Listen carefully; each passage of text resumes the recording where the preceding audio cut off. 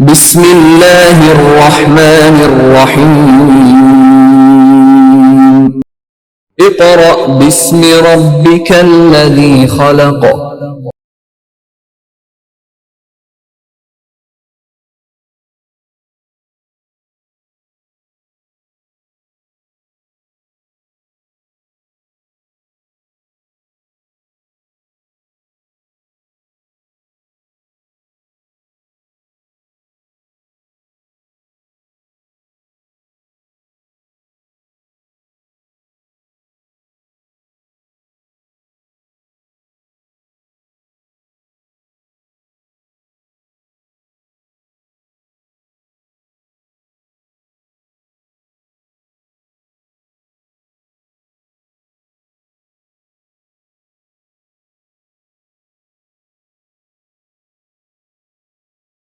बिस्मिल्लाहिर्रहमानिर्रहीम।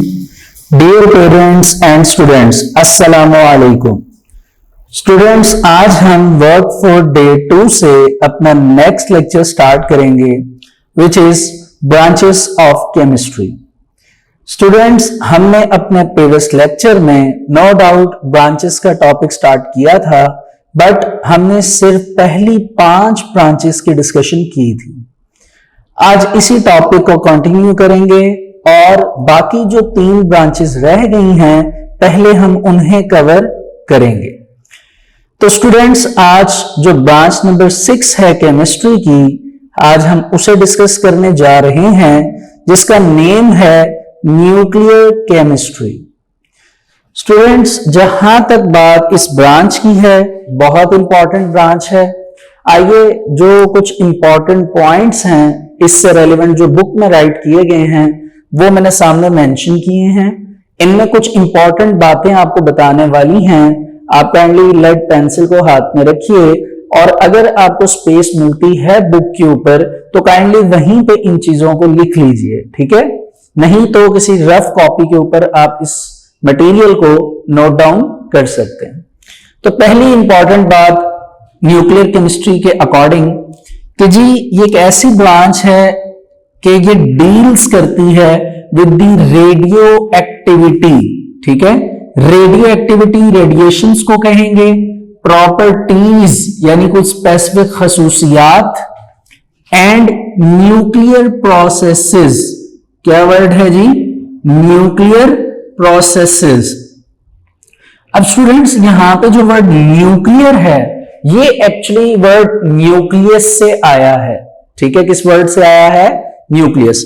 तो न्यूक्लियस कहां पर पाया जाता है, ये हमें पता होना चाहिए कि न्यूक्लियस जो है ये एक्चुअली एटम के बिल्कुल सेंटर में पाया जाता है। इसी वजह से अगला पॉइंट ये है कि जो न्यूक्लियर केमिस्ट्री है, इसका मेन कंसर्न जो होता है वो किससे है? एटॉमिक एनर्जी से, यानी एटम से। अब आप एग्जांपल ले लीजिए कि फॉर एग्जांपल मैं आपको ये कहता हूं कि ये मेरे पास एक एटम है, ठीक है? इसके सेंटर में ये न्यूक्लियस है, एंड नो डाउट इसके सराउंडिंग्स जो हैं वो इलेक्ट्रॉन्स होंगे जो रिवॉल्व कर रहे हैं, ठीक है? वो इलेक्ट्रॉन्स भी बना देते हैं। 4 इलेक्ट्रॉन्स ही मैंने वैसे बनाए हैं। ये एक रफ एटम की कह लीजिए डायग्राम है, ठीक है? कोई स्पेसिफिक एलिमेंट नहीं है। अब क्या होगा स्टूडेंट्स के इस एटम के ऊपर अगर आपने बात एनर्जी की करनी है, तो इसमें हम ये कहते हैं कि इस एटम के ऊपर 2 तरह के रिएक्शन होंगे, जिसकी वजह से इसके न्यूक्लियस पे इफेक्ट पड़ेगा, ठीक है? पहला तो ये कि किसी भी वजह से हम इस पे रिएक्शन करें और ये स्प्लिट हो जाए, टूट जाए, ठीक है? इसको हम नाम देते हैं न्यूक्लियर फिशन रिएक्शन, यानी ऐसे रिएक्शन जिसमें न्यूक्लियर जो है वो स्प्लिट होता है। फिजन का मतलब क्या होता है? स्प्लिट होना यानी टूटना, जिसमें न्यूक्लियर क्या करेगा? टूटेगा, ठीक है? और जब ये टूटेगा, स्प्लिट होगा इसका न्यूक्लियस, तो इस डिकम्पोजिशन की वजह से क्या होगा स्टूडेंट्स? इस एटम में से एनर्जी के ऊपर इफेक्ट पड़ेगा और एनर्जी जो होगी वो रिलीज होगी। क्या होगी? रिलीज होगी। ठीक है जी। और अगर इसमें हम दूसरी बात करें रिएक्शंस के अकॉर्डिंग, तो एक और टाइप है, उसमें क्या होता है स्टूडेंट्स, ये तो मैंने आपको एक बताई, एक और टाइप है, उसमें क्या होगा कि अगर एक एटम आपके पास पड़ा है और एक और एटम है जो आ गया है, और किसी भी वजह से आपने इन दोनों एटम्स को आपस में कंबाइन कर दिया है, तो न्यूक्लियस जो है इनके, उनकी अट्रैक्शन रिपल्शन की वजह से ये सारी प्रोसेसिंग होगी, और भला आखिर क्या होगा कि इनमें जो रिएक्शन अकर होगा, it is called nuclear fusion reaction. Students यहां पर फ्यूजन का मतलब मिलना होगा, यानी जब ये मिलेंगे आपस में कंबाइन होंगे, तो इसमें क्या होगा आप देख सकते हैं कि इसमें आपके पास जो एनर्जी है वो एनर्जी इनके दरमियान एब्जॉर्ब हो जाएगी। ठीक है। अब ये जो चीज हमने देखी, तो ये एक्चुअल में जो एटम है इनकी जो एनर्जी है एक्चुअल में इस पे बहुत ज्यादा इफेक्ट आ रहा है एटॉमिक एनर्जी पे, और ये सारे की सारी जो इसकी रीजन है एक्चुअल में वो न्यूक्लियस है, यानी न्यूक्लियर प्रोसेसेस। ठीक हो गया जी। तो ये एक्चुअल में स्टूडेंट्स हमारे पास न्यूक्लियर केमिस्ट्री है, एक ब्रांच है जिसमें एक्चुअल में मेन कंसर्न जो है वो एटॉमिक एनर्जी का होता है। ठीक है। अब सवाल ये है कि हम न्यूक्लियर केमिस्ट्री की डिस्कशन क्यों करते हैं, तो इसमें बहुत से हमें बेनिफिट्स हैं। जैसे आप देखिए मेडिकल में न्यूक्लियर केमिस्ट्री का बहुत बड़ा रोल है, बहुत इंपॉर्टेंट रोल है। ठीक है। जैसे आपने रेडियोथेरेपी सुना होगा वर्ड, रेडियोथेरेपी, या इसके अलावा एक और टर्म है यकीनन आपने सुनी होगी जी, एक्स रेज। एक्स रेज क्या होती हैं जी?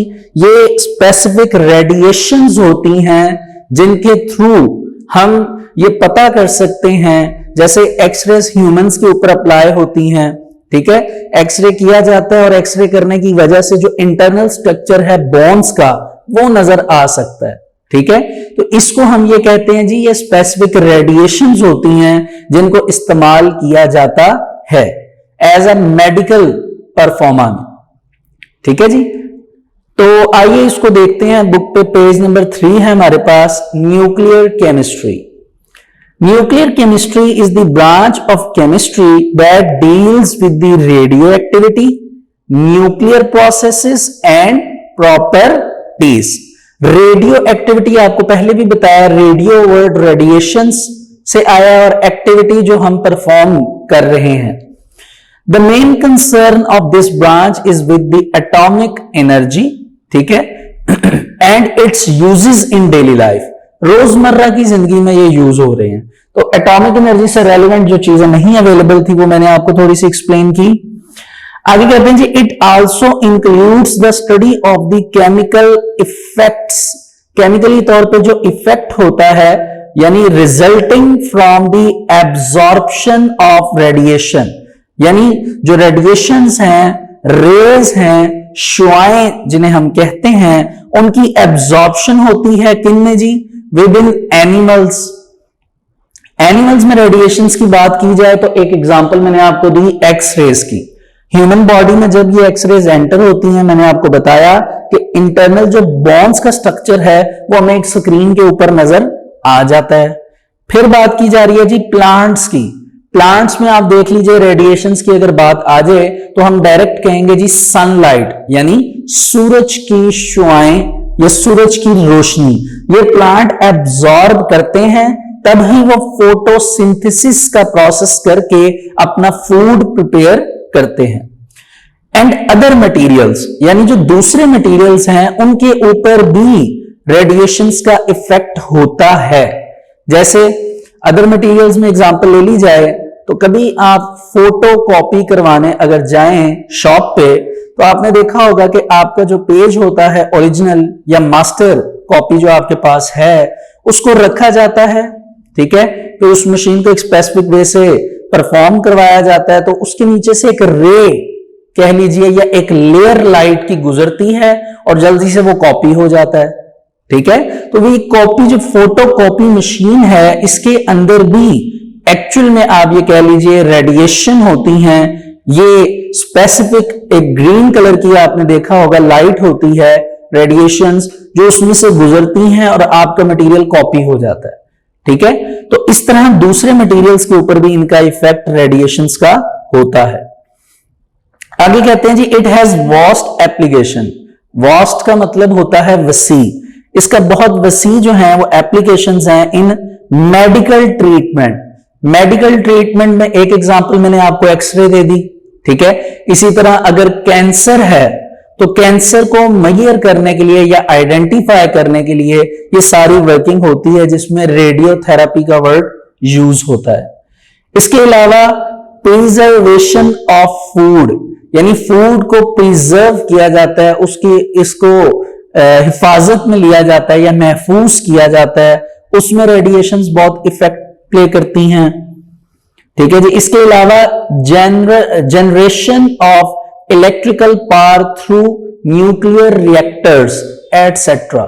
न्यूक्लियर रिएक्टर्स क्या होते हैं जी? ये रिएक्टर्स वर्ड रिएक्शन से आया है, यानी न्यूक्लियर रिएक्टर से मुराद वो मशीन्स जिनमें न्यूक्लियर रिएक्शन करवाए जाते हैं। ठीक है, और न्यूक्लियर रिएक्शन के थ्रू इलेक्ट्रिकल पावर जो है वो बनाई जाती है। इलेक्ट्रिकल पावर से मुराद बिजली, जिसको इलेक्ट्रिसिटी का नाम दिया जाता है। ठीक है, इसमें स्टूडेंट्स आप क्या करेंगे? फर्स्ट 2 लाइंस याद करेंगे एज अ डेफिनेशन, उसके बाद सेकंड लास्ट लाइन जो है इस पैराग्राफ की एप्लीकेशन की हेडिंग में आप लास्ट 2 लाइंस को लिख देंगे। ठीक है, चलिए जी नेक्स्ट ब्रांच की तरफ मूव करते हैं which is environmental chemistry. It is related to environment.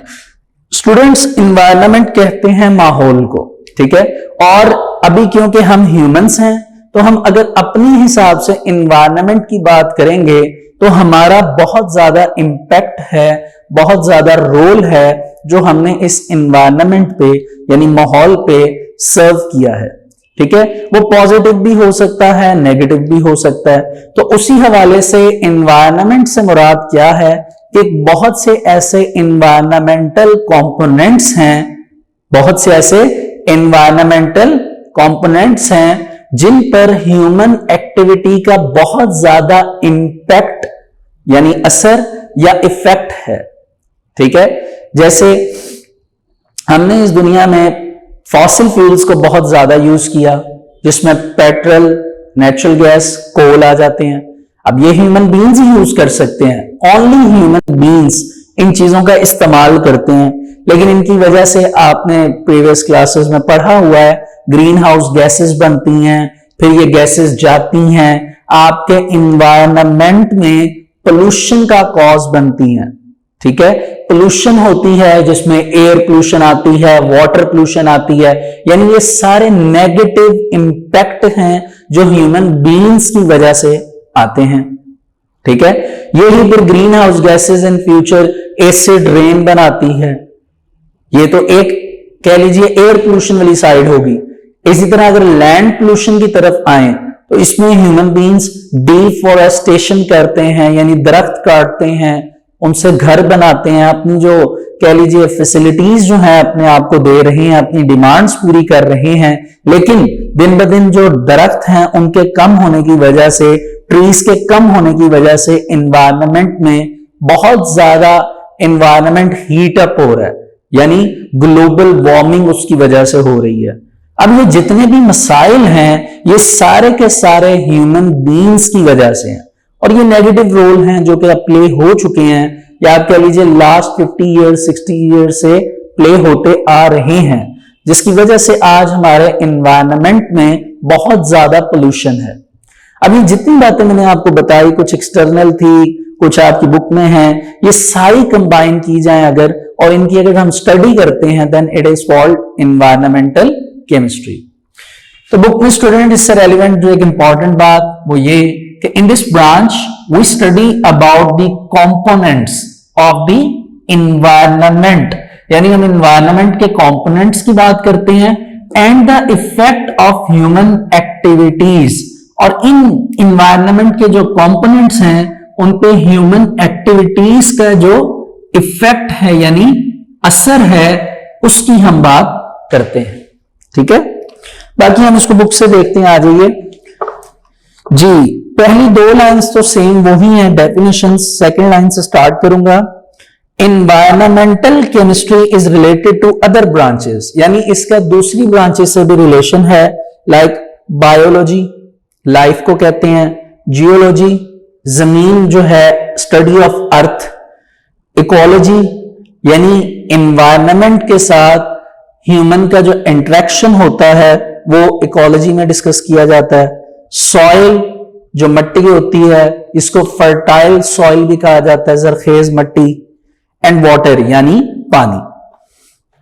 The knowledge of chemical processes taking place in environment, यानी जो माहौल में एनवायरनमेंट में केमिकल प्रोसेसेस हो रहे हैं इसका जो इल्म है, इज नेसेसरी, ये जरूरी है फॉर इट्स इंप्रूवमेंट, ताकि इसको इंप्रूव किया जा सके, बेहतर किया जाए, एंड प्रोटेक्शन अगेंस्ट पोल्यूशन, और हमें पोल्यूशन के अगेंस्ट चलना चाहिए, यानी वो काम नहीं करने चाहिए जिसकी वजह से पोल्यूशन होती है।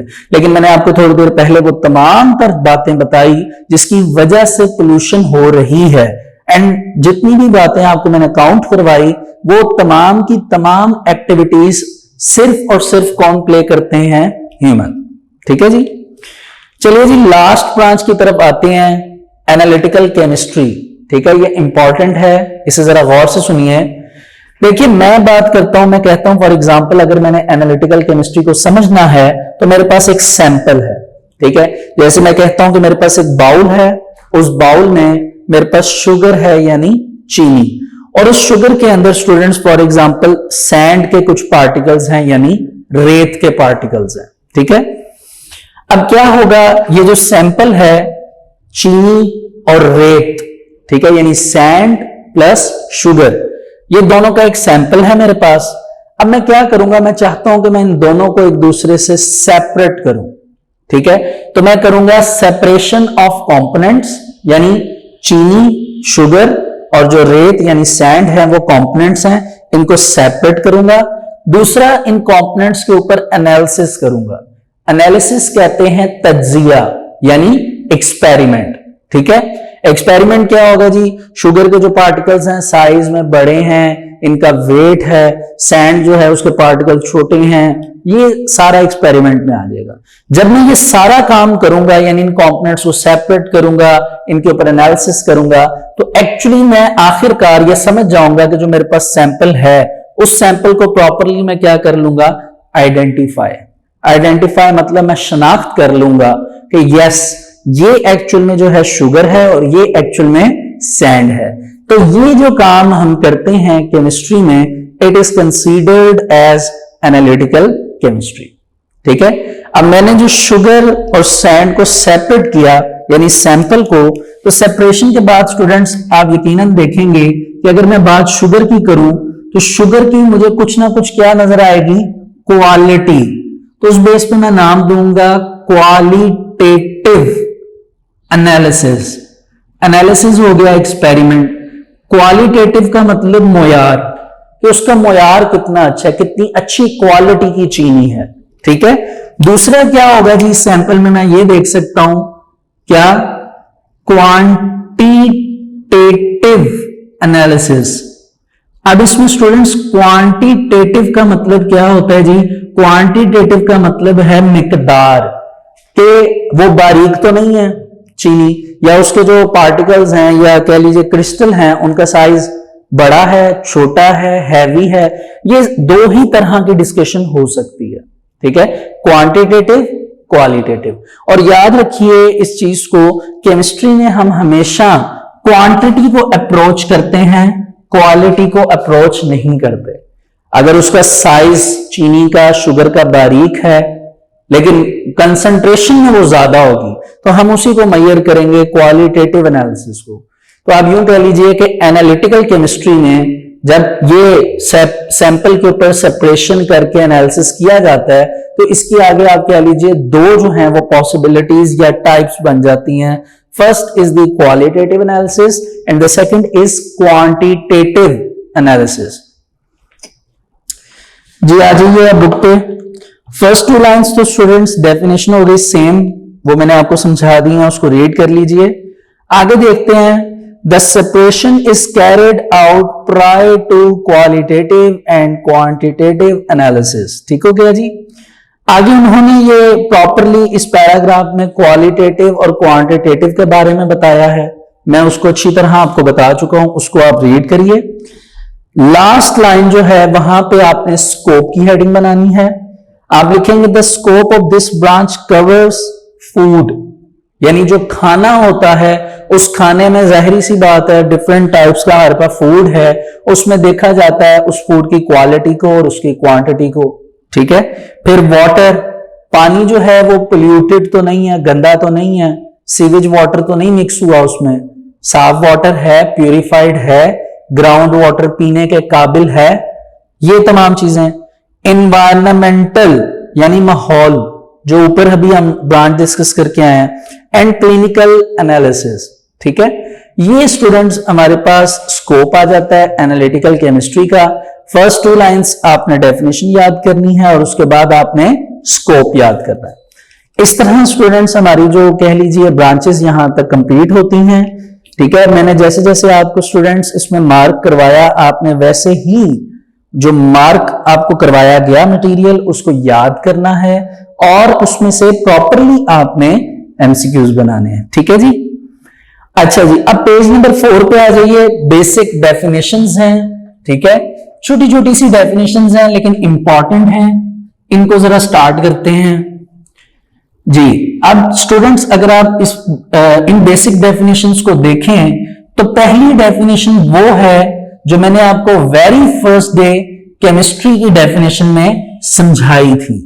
तो बेसिक डेफिनेशन में एक्चुअल में जो पहली डेफिनेशन आपको नजर आएगी वो आपके पास होगी मैटर जी।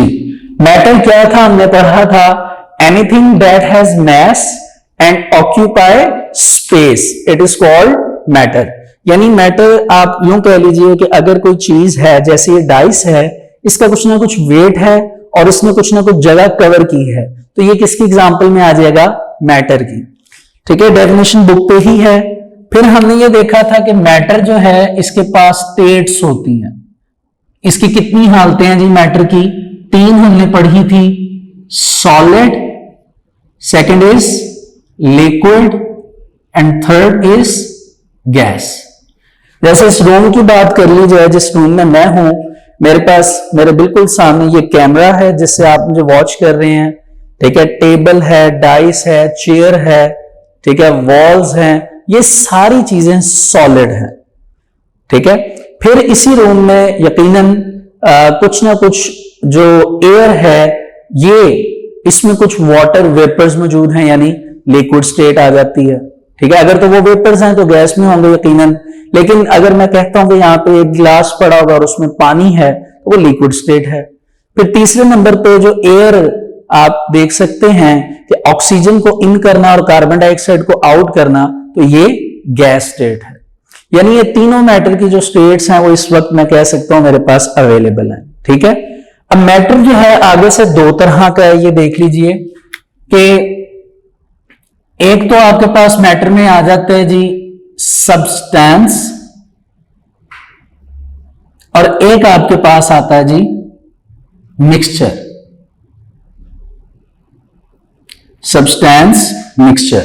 ठीक है जी।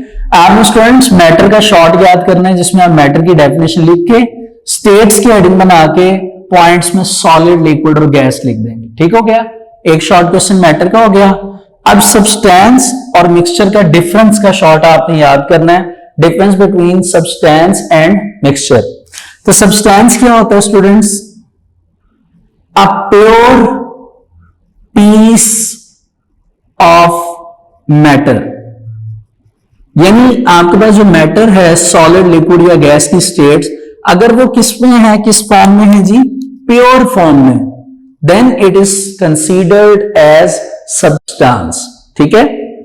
मिक्सचर क्या होता है जी, सिंप्लीफाई कर लें अगर इसको तो क्या कहेंगे जी, impure piece of matter. Impure का मतलब जिसमें प्योरिटी नहीं होगी, जिसमें सफाई नहीं होगी। ठीक हो गया जी। ये देखिए आपके पास सब्सटेंस और मिक्सचर आ जाते हैं। बुक में उन्होंने स्टूडेंट्स मिक्सचर की दो टाइप्स लिखी हुई हैं। यही टाइप्स आगे जाके मिक्सचर का जब टॉपिक स्टार्ट होगा तो उनको वहां पे वेल डिफाइन किया गया है। अभी मैं सिर्फ आपको नेम बता देता हूं, होमोजीनियस मिक्सचर, हेट्रोजीनियस मिक्सचर, ठीक है। आगे जाके आप इनकी प्रॉपरली डेफिनेशंस के साथ एग्जांपल्स भी पढ़ेंगे। अब इसको अगर फर्दर लेकर चलें, देखिए मैटर तो हमें पता चल गया, हमें यह भी पता चल गया मैटर में सब्सटेंस आ जाते हैं या मिक्सचर आ जाते हैं। अब हमें कैसे पता चलेगा कि कौन सब्सटेंस और कौन मिक्सचर है? तो याद रखिए किसी भी चीज की ये मेजरमेंट करने के लिए हम केमिस्ट्री में दो तरह की प्रॉपर्टीज को डिस्कस करते हैं। कितनी तरह की प्रॉपर्टीज? दो। पहली कहलाती है फिजिकल प्रॉपर्टी या फिजिकल प्रॉपर्टीज, ठीक है जी। और सेकंड नंबर पे जो आ जाती है हमारे पास वो कौन सी है जी? Chemical properties. फिजिकल से मुराद के फिजिकली तौर पे हम देख के मेजर कर लें कि एक्चुअल में ये क्या है, ठीक है। और केमिकल प्रॉपर्टीज से मुराद के उसमें जो चेंजेस आएंगी जिससे पता चलेगा वो, ठीक है जी। अब स्टूडेंट्स हम इन दोनों को यानी फिजिकल केमिस्ट्री को और फिजिकल प्रॉपर्टीज को एंड उसके साथ क्या है हमारे पास केमिकल प्रॉपर्टीज, इनको एक एक करके देखते हैं, इनकी डेफिनेशंस क्या है इन्हें समझते हैं और साथ ही साथ इनकी एग्जांपल्स भी देखते हैं, ठीक है। तो पहले नंबर पे हम बात करेंगे फिजिकल प्रॉपर्टीज, ठीक है। फिजिकल प्रॉपर्टीज क्या होंगी? देखें आपके पास कोई भी मैटर है, ठीक है, यानी कोई भी मैटर से मुराद कोई भी स्टेट का है, स्टेट है, चाहे वो स्टेट सॉलिड है, चाहे वो स्टेट लिक्विड है, चाहे वो स्टेट गैस है, ठीक है। तीनों में से कोई भी एक स्टेट है मैटर, ठीक है। और उस मैटर में भी अगर देखा जाए तो चाहे वो मैटर क्या है आगे, सब्सटेंस है यानी प्योर पीस ऑफ मैटर या मिक्सचर है इम्प्योर पीस ऑफ मैटर, अगर इन दोनों में से कोई एक बात भी हो तो उस मैटर को अगर हम एसोसिएट करें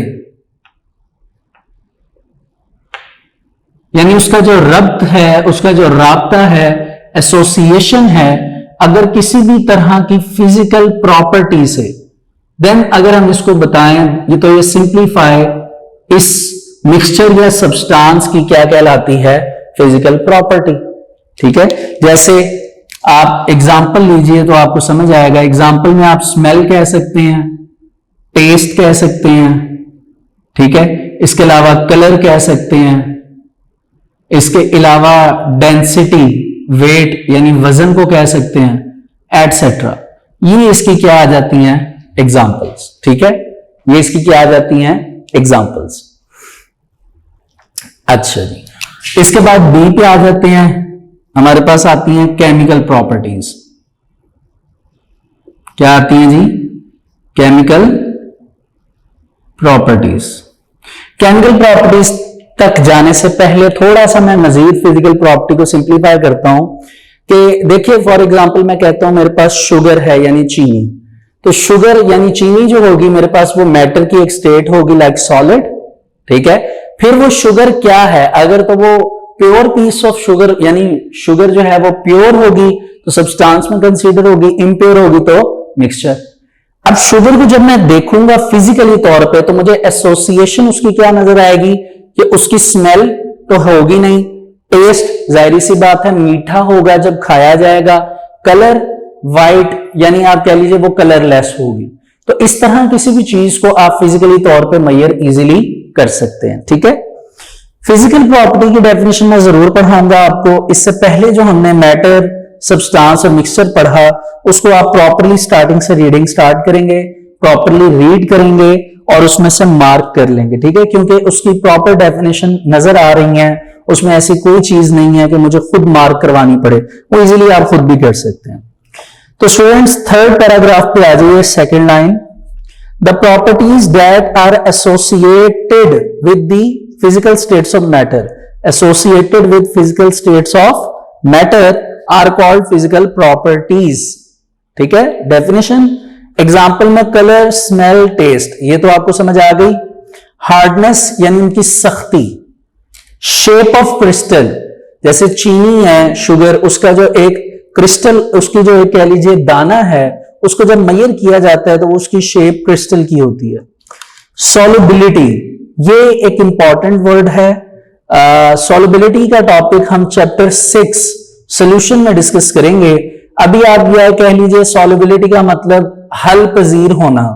ठीक है, मेल्टिंग और boiling point etcetera. Melting point simplify आपको पता है हम क्या कहते हैं, अगर कोई सॉलिड है उसको लिक्विड स्टेट में चेंज किया जाए तो वो उसका मेल्टिंग पॉइंट है, और लिक्विड को अगर गैस स्टेट में कन्वर्ट किया जाए तो वो बॉइलिंग पॉइंट है।